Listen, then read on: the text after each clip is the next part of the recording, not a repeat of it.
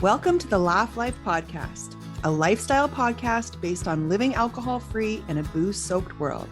My name is Kelly Evans, and together with my friends, Tracy Georgievic and Lindsay Herrick, we share uncensored, unscripted, real conversations about what our lives have been like since we ditched alcohol and how we got here.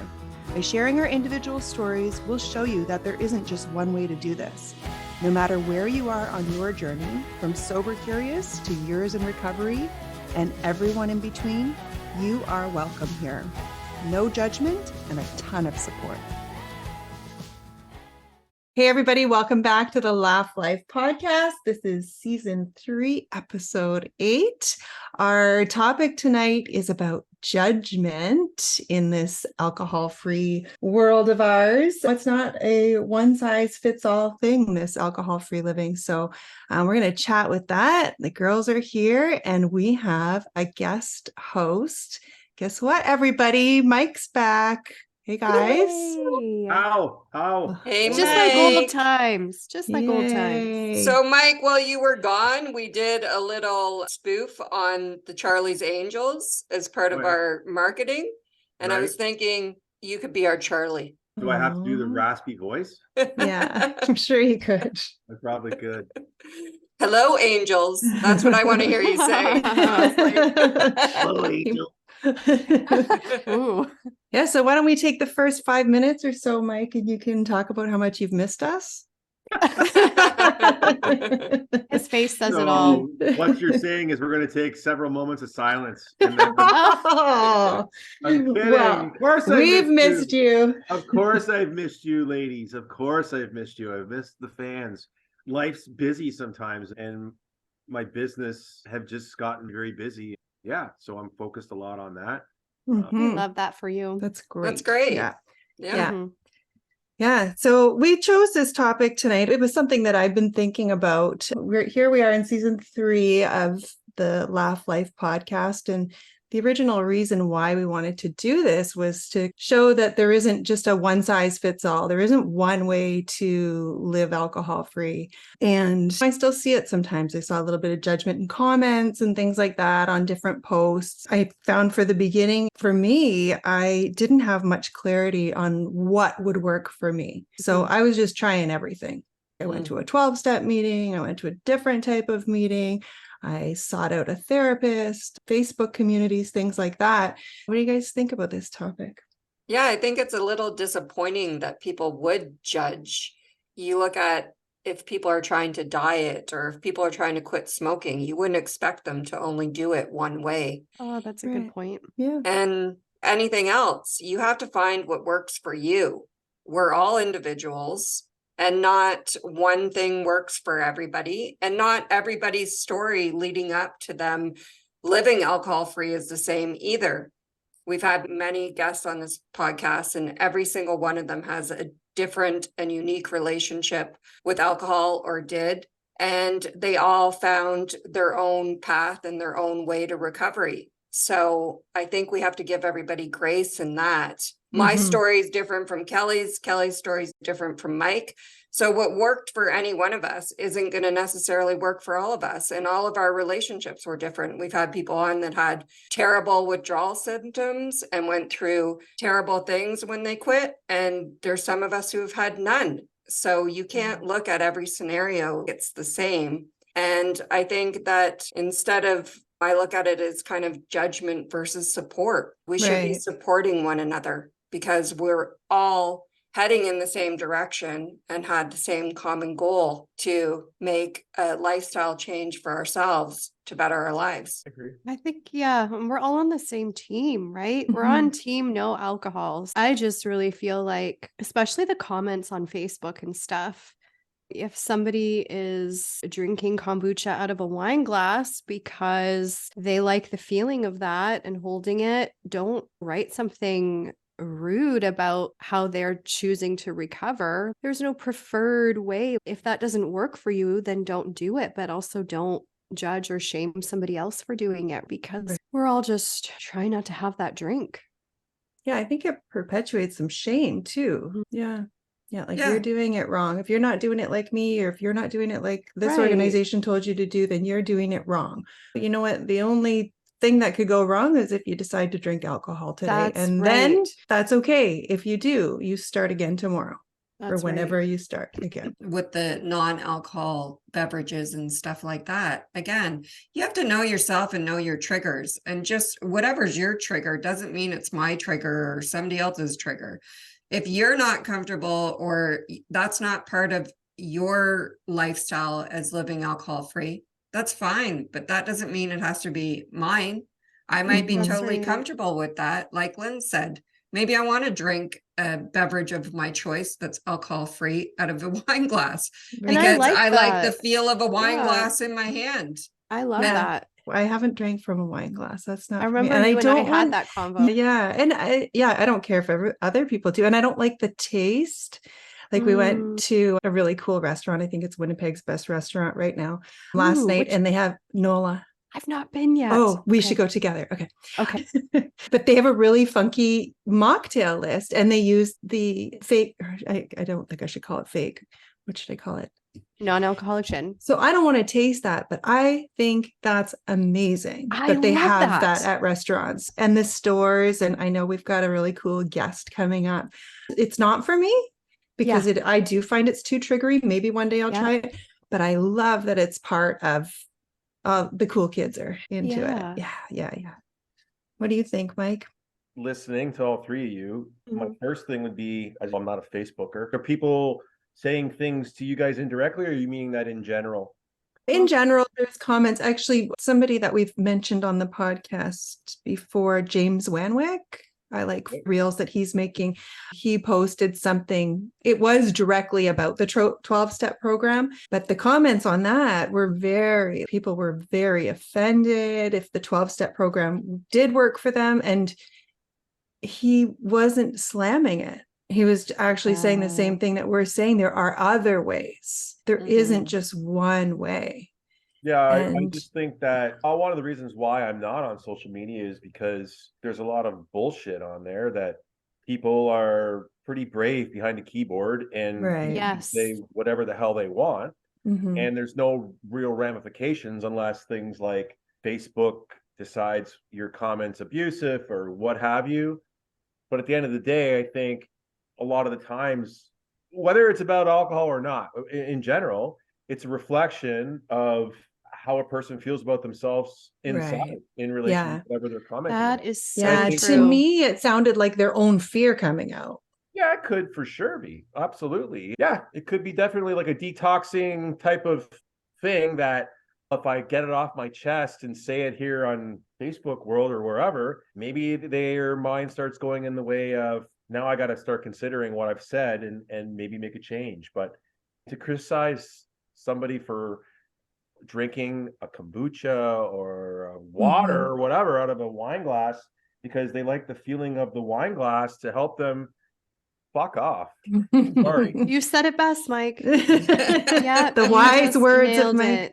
Just, Yeah. you know, Yeah, move on. let Worry people about do what yourself. if you can't, what's that saying we learned in kindergarten? Can't If you don't have say anything nice to say, nice don't to say say. anything at all. Yeah. Well, we So used to true. If you can't be say- encouraging and like Trace said, supportive, just leave it. Just let them do them. what they're doing of how affecting you. How is it affecting you? So just Yeah. play your own game. Piss Yeah. off and play Yeah. your own game. Life's hard enough as it is. You don't need some asshole of swearing ran out. I Wow. apologize to the listeners.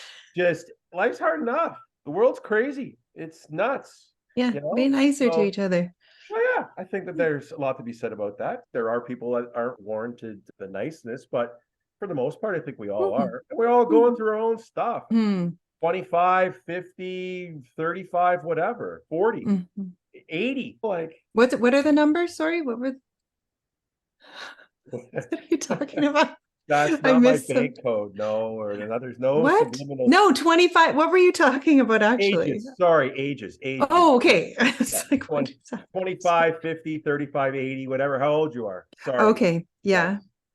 That's hilarious. Were- It's not my Were you bank getting the code. winning lottery numbers or something? Yeah. I didn't know. Wait, I say that didn't- again. I didn't know what was happening. Well, I was like- Do you guys know what I struggle with still? And I know that I'm starting to become more open about it. But we talked about this like early on when we started the podcast. And now that we're talking about judgment, I'm like, ooh, I feel like I can be judgy when people are like, well, I smoke weed, but I don't drink, or I do mushrooms and microdose, or other things that I'm like, oh, because at first I used to have the mentality like someone would say I'm sober, and I'm like, no, you're not. You're still under the influence of a substance. But then I'm like, wait a minute. There's a lot of research and stuff about microdosing, and I have to learn to let all of that go too, because Right. if someone is, I don't know how to say this properly even, but if somebody is using cannabis, microdosing, doing that kind of stuff, and it's really helping them Yeah. and they're not drinking alcohol, I should be more supportive of that, right? I think so. There's so much about that. Something else I was thinking about for this episode was the labels. I don't like the labels, as y'all know, but like the word sober, the word alcoholic, the Yeah. sober curious, all of these little Yeah. labels that we think we need. I would say, where did those beliefs come from about Right. the plants? And of course, there's people that abuse it, and it could have been part of their drinking as well. But that's the thing. Everybody's so individual. Touch I on love that you're being so honest and that you're opening your mind Yeah. to other things. Yeah.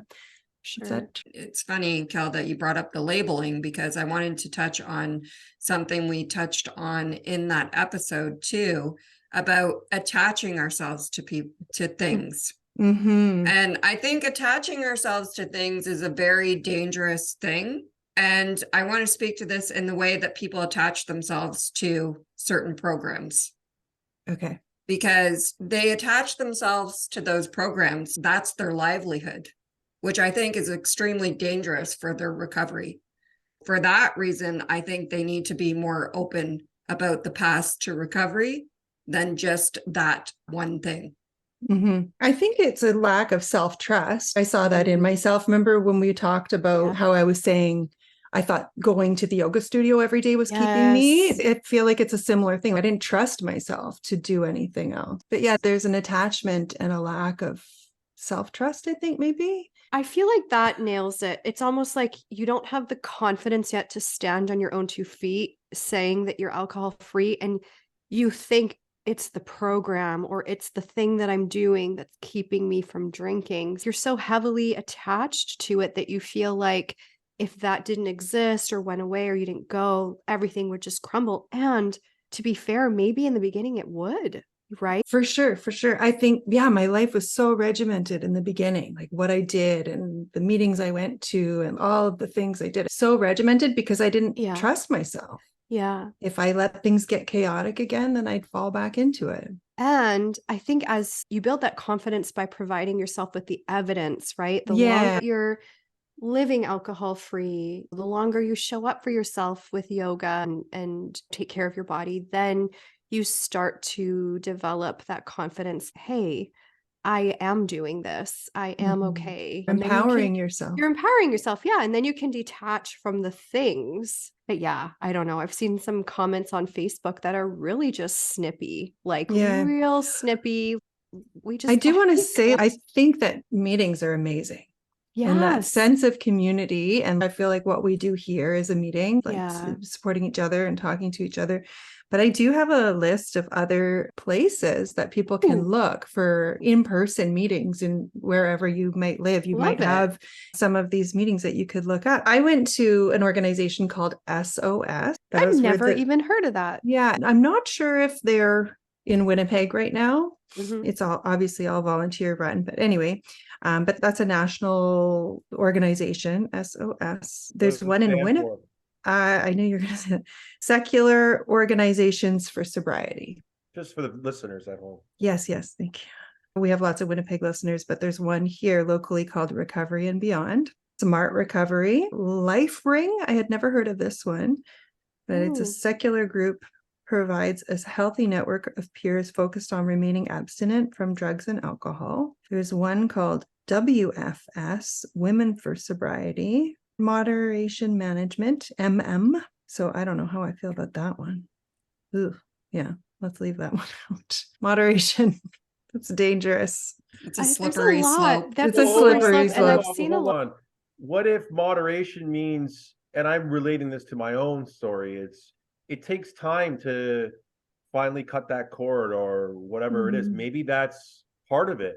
And I get where you're coming from, Kel, too. I do get it, where Mhm. it's, hey, if the message is, hey, we're about living an alcohol-free life. But I think for me, it was not going out 5 nights a week, getting down to 3 to 1 to 2 weeks. Maybe that's what moderation means. Maybe I'm wrong. I don't know.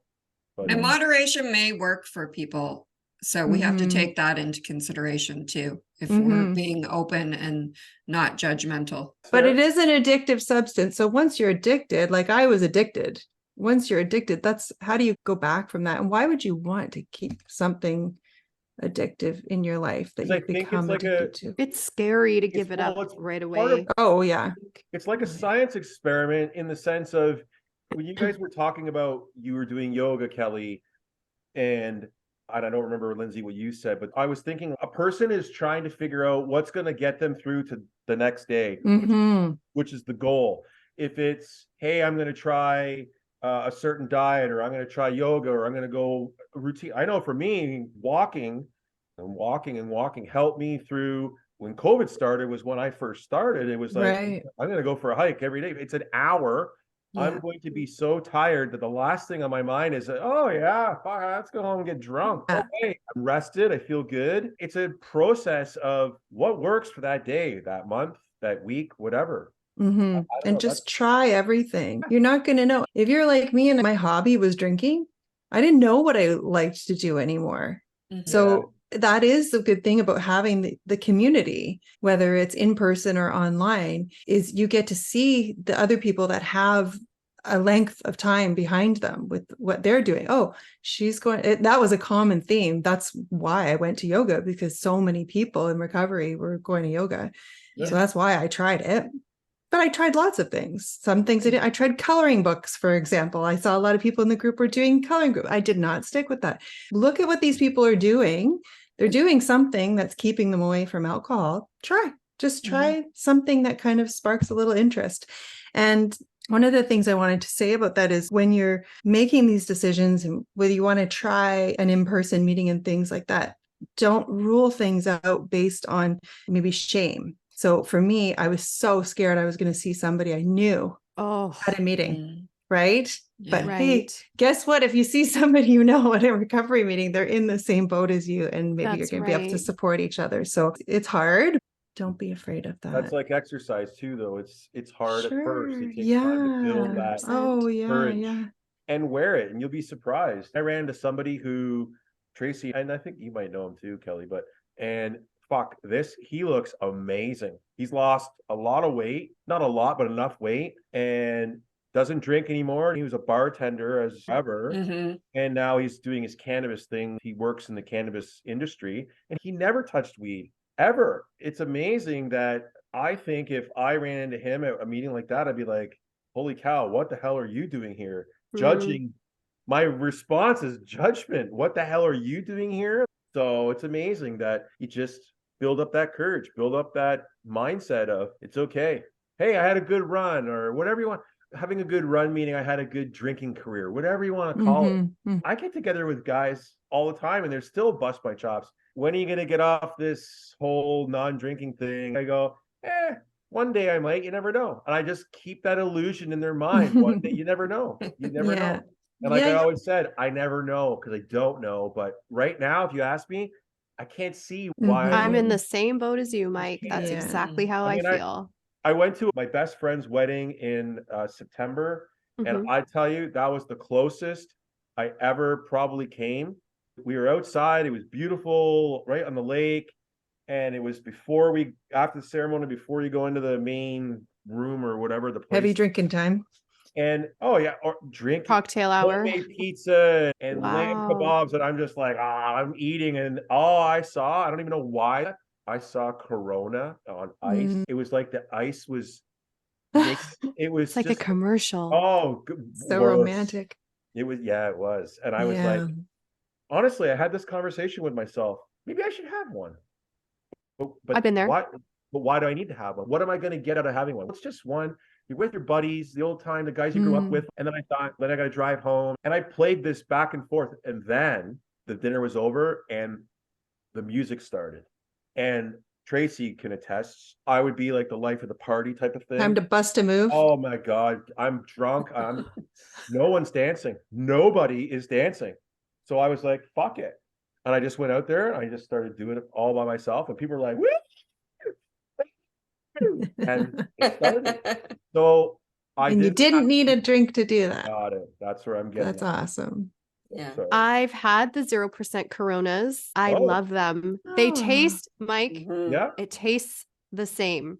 really. And For sure. I love it. When I went to Batula Lake with Richard, my man, What? yeah, Sorry. we got a lot to catch up on. Oh, Yeah, he was so thoughtful, asked what kind of drinks or beverages I would want to have. And I love all the non-alcoholic stuff. And those Coronas, a cold one, 0%. I was like, this is fantastic. I'm Lime sitting or on no the dock. I had no lime, but if you put a lime in, it would be the same. For me, I'd be like, you couldn't tell the difference. Was I hungover? No, I just felt so empowered. You know what I mean? And I was laughing so hard. We were being so silly. People on the beach must have thought we were hammered. And Yeah. we're just drinking all these non-alcoholic drinks. And maybe just it's having a euphoric. blast. It's euphoric don't non-alcoholic know. beer, right? Like, Great. It was great. But for some people, they would be like, I prefer real recovery. And I'm like, okay. wow. Like, that's not very nice. First of all, like, what define real recovery? Yeah, First of all, it's is real that for you. Everybody's right? individual. Yes. Mhm. I have a point of view that I want to get your opinions on. And Mike, I don't know, once I say this, let me know what you think, because you were just telling us about this wedding that you were at. But when I first quit drinking alcohol, well, maybe not at first, like a couple months in, like maybe 6 months in, I found myself to be acting internally like the drink police. I was judging people and counting their drinks and watching them change from the beginning of the evening to a sloppy, drunken mess and just feeling totally disgusted and judging people who drank the way that I used to. And I don't know if it's because I saw myself from the other side, but I had to really learn to be like, whoa, it's not my place to judge people who are still drinking. And I think maybe people who still drink alcohol, maybe they fear that That we people like are us who judging? don't, we are. Yeah. But I think you just said it, Linz. You said what we were saying earlier, that you were feeling that way because of it was you deflecting onto them. You're probably right.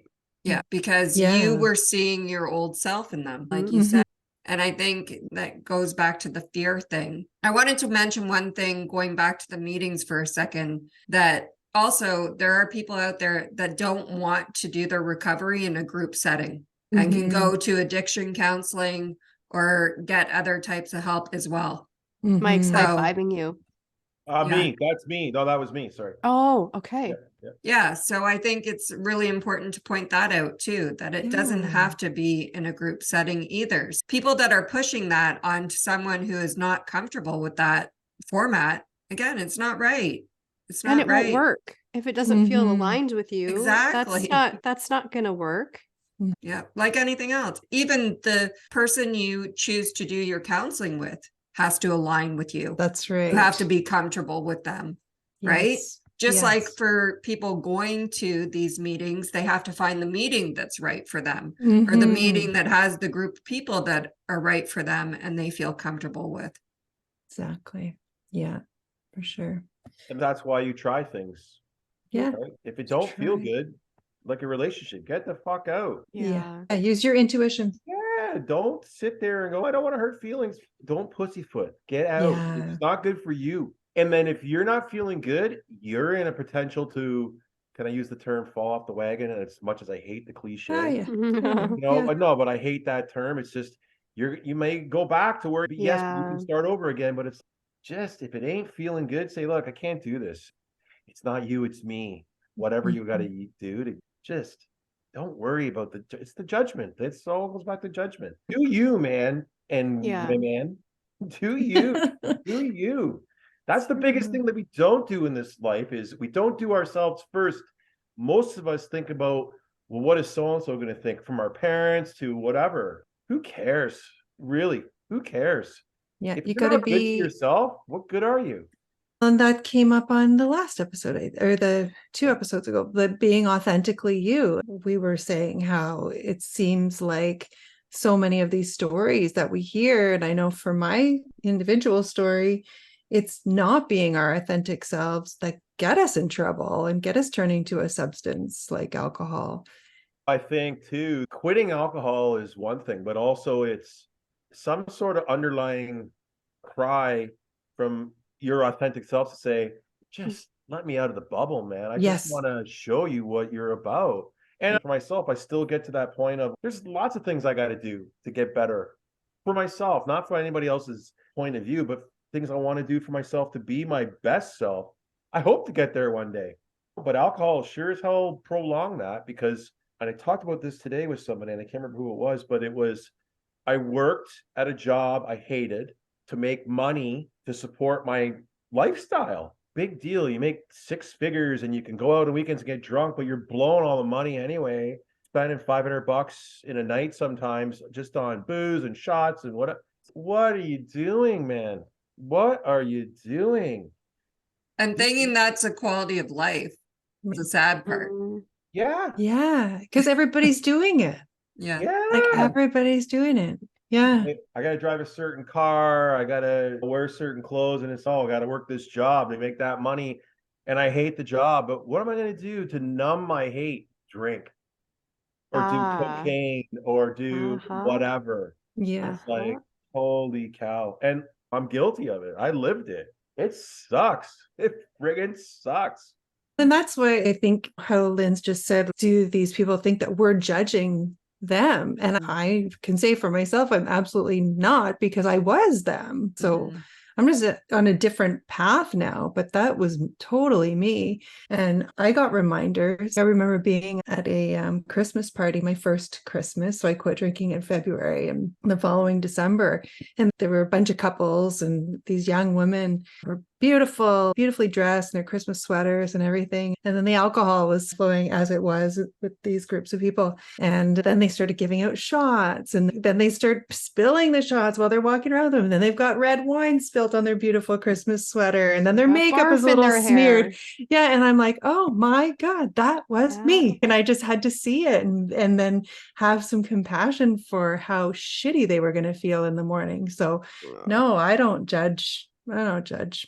I wish that more people knew that there's another way, because I know a lot of those people that I do see that are reminders are waking up and hating themselves the next morning like I did. And I guess that's why I do this, is to show that there's another way, and it's way better on the other side.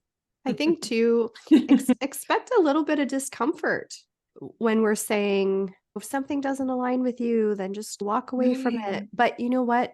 Really give things a good chance to figure out if you're feeling uncomfortable because of a change. Like the alcohol-free space is growing, it's becoming normal, but this is still going against the societal grain a bit when you're choosing not to consume alcohol. So you're going to have to expect a little bit of pushback, a little bit of discomfort. And that, I want our listeners to know, that is normal. You're not going to go into a situation and feel completely comfortable. And it might take a bit of time for you to experience different things before you figure out, okay, this is for me. Yeah, I just want people to know you're going to be a little bit uncomfortable.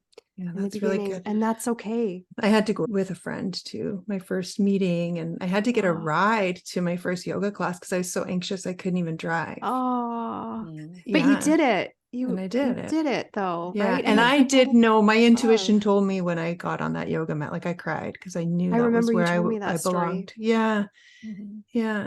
So something will resonate. Yeah. Just keep trying things. Go for lots of walks. Like Mike said, nature is so healing. Sunshine is so healing. I want to say, we know there's an element of when you put yourself out in the world that there's going to be judgment. So I want to be honest about the fact that's the reality. That's something we face, which is sad because, again, we shouldn't be judging. We should be supporting, especially people that are in alignment with what we're doing. But the reality is when you do put yourself out there and you share your story, you put yourself in a vulnerable position to be judged. But don't let that stop you either, because sharing your story is freeing, not just for you personally, but to all the other people out there suffering. And you don't know how it can impact other people and how it can help them. And you don't have to share right away. No, It doesn't have to absolutely be not. part of your. I don't think I did. I'm trying to think. No, back. you didn't, Lindsay. I didn't. You just said that I was quiet about it. You just said you were doing sober February or whatever the I challenges. remember that. Yeah. You Dry never. January. Yeah, I dry think is January. what Sorry, I that's what it said. is. Yeah, because you never let up that you had a problem. No. Or that you were doing anything that wasn't temporary. And Right. when you broke your collarbone, you didn't say it. No, I remember even on the podcast episode where I talked about that, I left that out.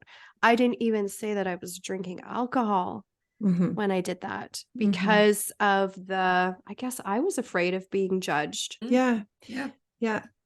Yeah. And we don't owe anybody anything. This comes up all the time, but saying I'm not drinking tonight is enough of an answer. You're right. Saying I don't drink is enough. That's it. You can stop right there. You don't owe a reason why. Also, facing the reality and being honest about it, being honest about this isn't just a dry January thing, but I feel like I used that as an excuse to get me going with the not drinking. But it's so freeing to be able to tell my story and be like, yeah, I was hammered on red wine and fell and broke my collarbone. It is so freeing to have that out there. It's your truth. It's the truth. And a lot of people reached out to me that are like, fall down all the time and hit my head. I'm like, probably a sign that you've got to make a decision. Like you can't keep doing that because what's going to be the last time that happens? Yeah. You want to say something there, Mike? He's just smiling away. Smile. He's just a smiley guy. Don't judge me. Don't judge Stop him. judging me. Stop judging. We told you that this episode is called Judgment. We'd like to say to all those judgy people out there, mind your own fucking business. Oh, what? Wow. Double fingers, right? Mind your business. Yeah. Play your own game. And I see this in our industry for work too, around comparison, because you're obviously seeing other people with social media and things like that. You're seeing how other people are doing things. So when you're not feeling secure about yourself, and I'm guessing if you're just newly quitting alcohol, you're not feeling great about yourself, it's hard to not compare, but instead look to those people for inspiration, I would say. That's a really good point, Kel, is that a lot of that judgment may come from comparison as well. People are comparing how they're doing it or their struggles even with it in comparison to yours. And there could be some envy there too. If they feel like you're doing it with more ease or you're doing it in a way that makes them feel uncomfortable. They probably don't want to, sometimes they don't want to be around you. Oh, for sure. Yeah. You lose people, which can be a good thing too. Yeah. But your real friends aren't going to walk away from you. Got it. I always said this is the one thing that Facebook fucked up on: friends and acquaintances. Look, somebody I went to high school with 30 years ago. Oh, let's be friends. No. An acquaintance, sure, but not a friend. Add acquaintance. Yeah, acquaintance or someone that I know. Whatever, they gotta break that shit up. What else is so freeing is realizing that you don't need everybody's approval for what you decide to do with your life, including not drinking. I love that. You just don't give a shit what anybody thinks. Think about yourself. That's all I'm going to keep saying. Okay, we're there's always a saying, asking. We're always asking for people's. Yeah. You wouldn't worry so much about what others think of you if you realized how seldom they do. And I did learn that with my first summer, I think, at the cottage. I drank bubbly in a cozy. When I say cozy, the beer covers, all summer long, and nobody noticed that it wasn't alcohol. So nobody cares, really.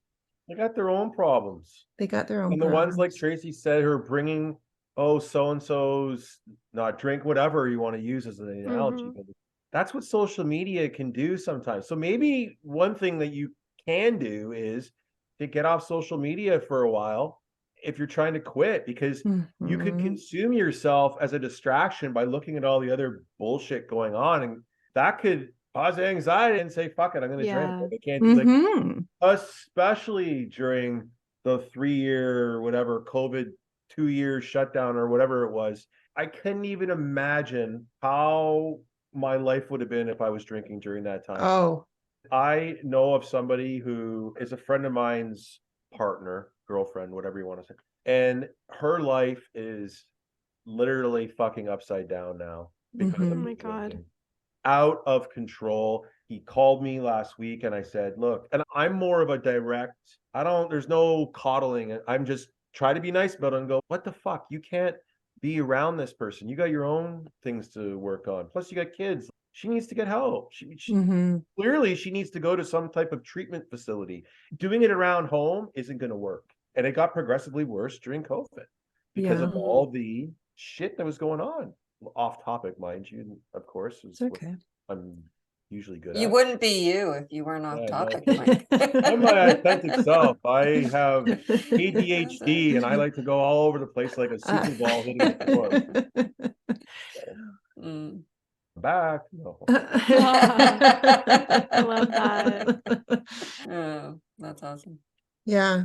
How do I word this properly without sounding, Judgy. Edgy. yeah, bitchy? But nobody who's doing better than you is going to be putting you down and minimizing the effort you're putting into staying alcohol free. Mhm. You have to realize that if you're getting pushback and flack and nasty comments and passive aggressive comments about what you're doing, just consider the source for a second and possibly where they might be coming from. Because Mhm. if that person was on the same page as you or thriving, I don't think that they would be saying Misery loves unsu- company. yeah, they wouldn't be Yes. saying unsupportive things. And I think too, we love validation. So if you're thinking about quitting drinking and you're asking your drinking friends, hey, do you think this is a good idea? Of course, they're going to tell you no, but you They can't. want to keep drinking with you. They want to keep drinking with you. So you Mhm. can't make your decisions based on outside opinions. So You where do already you, know where do what the you, answer is.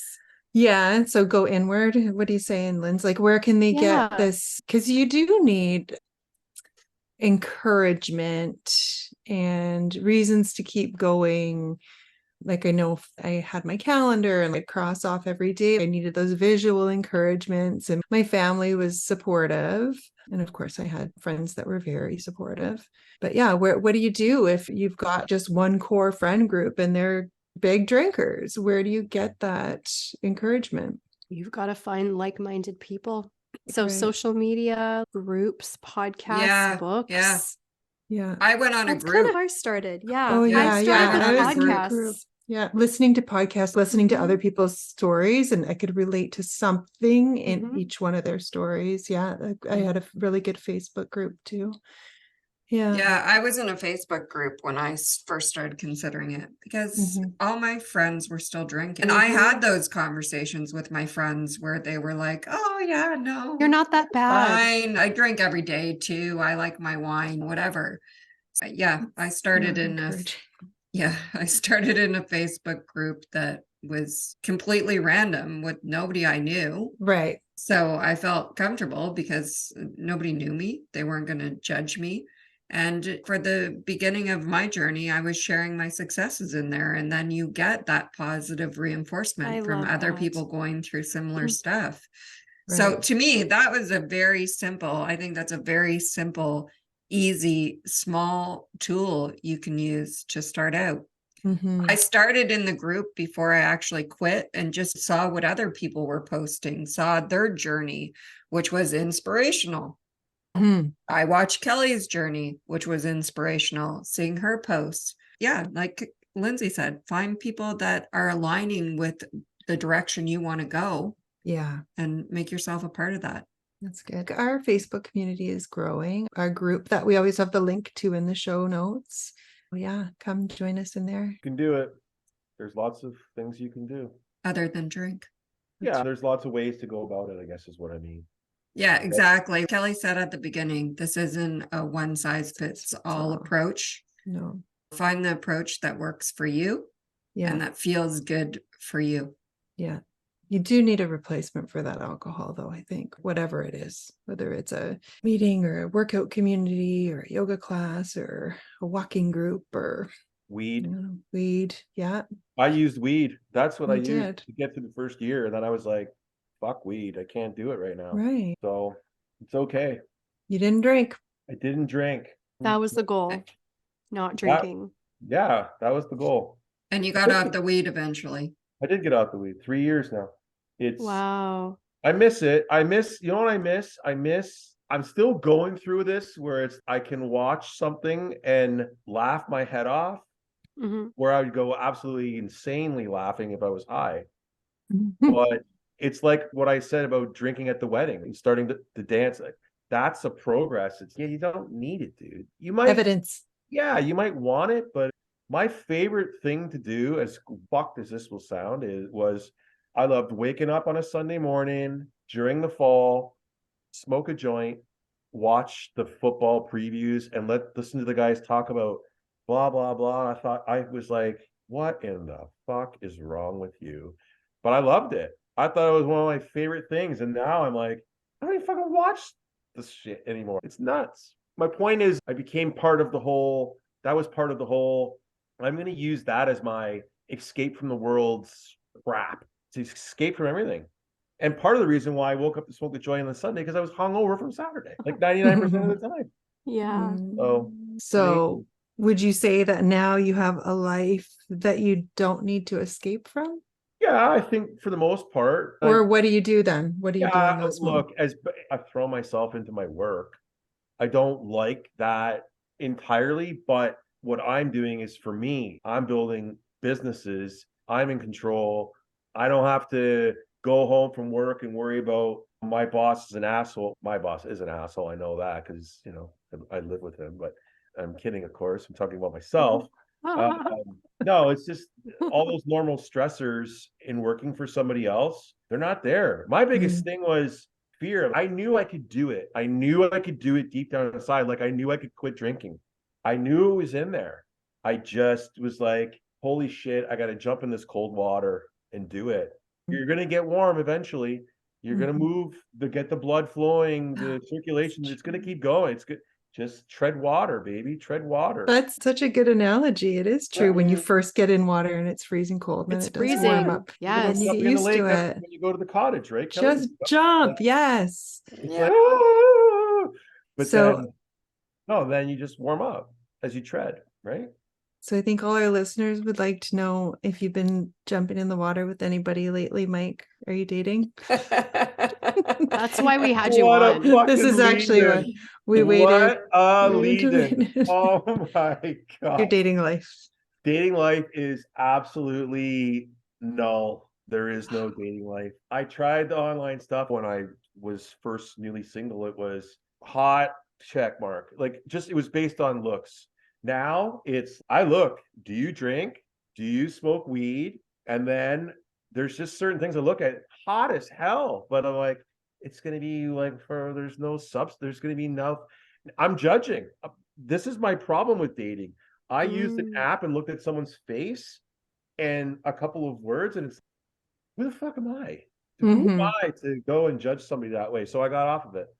I'm on the organic train, and the soil is very depleted out there. Ladies in Burlington and the surrounding area, No, it doesn't have to be 45. Burlington. What's your age range, Mike? Let's just put it all I'm out there. willing 40, to 35 to 45? Sorry? 35 to 45? 39 to 49? Like 25 to whatever. Yeah. 25. Okay. What Okay. would I have in common with a 25-year-old? Really? Settle down. Let's be honest, right? No, yeah. I don't know. When I talk to somebody, I know if I genuinely like them, I want to get to know them more. You have to listen to that. Yeah. That's a good thing. I think you've all been through the dating world. It fucking blows sometimes, but it's just, we're humans. Why can't we meet people and get to know them instead of, getting drunk and going home and having sex with somebody? It was like, oh my God, I should not have done that. For both parties, it was tough. But now I want to meet somebody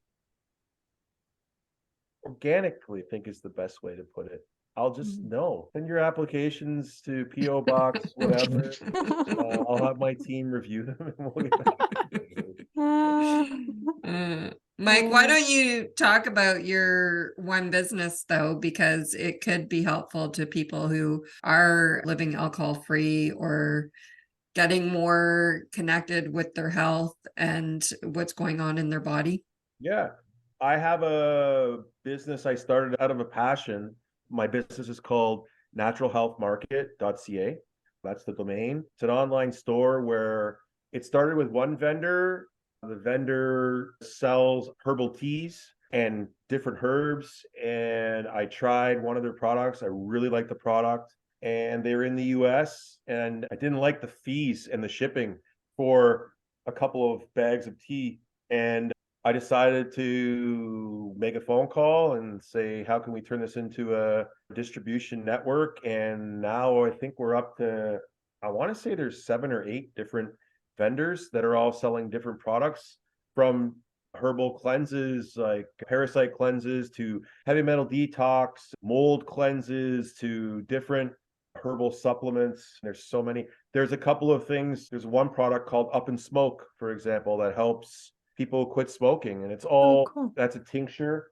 There's superfoods like She Legit. I don't know. There's probably over 200 products now. That's awesome. Yeah, it's been pretty cool. This is the first year.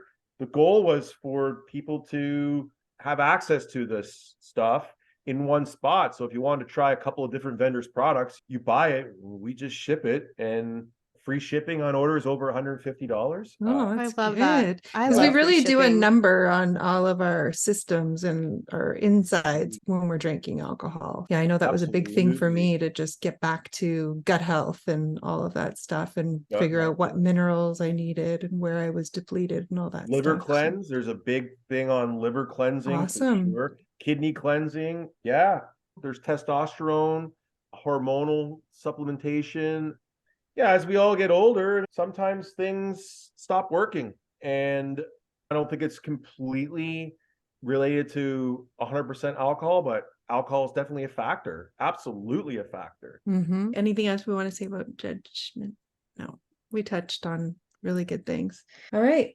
Thanks everybody for listening. I hope that this found you in a place where maybe you could drop a little judgment or look for some inspiration. Share this with a friend if you think it would help them. You can find all of our links to our social media and our website in the show notes. And we would love it if you could rate and review our podcast. Until next time, guys, keep laughing. Thank you for listening. Please give us a 5-star rating, like and subscribe, share on social media, and tell your friends. We love getting your feedback and ideas of what you'd like to hear on upcoming episodes of the Laugh Life podcast. If you yourself are living alcohol-free and want to share your story here, please reach out.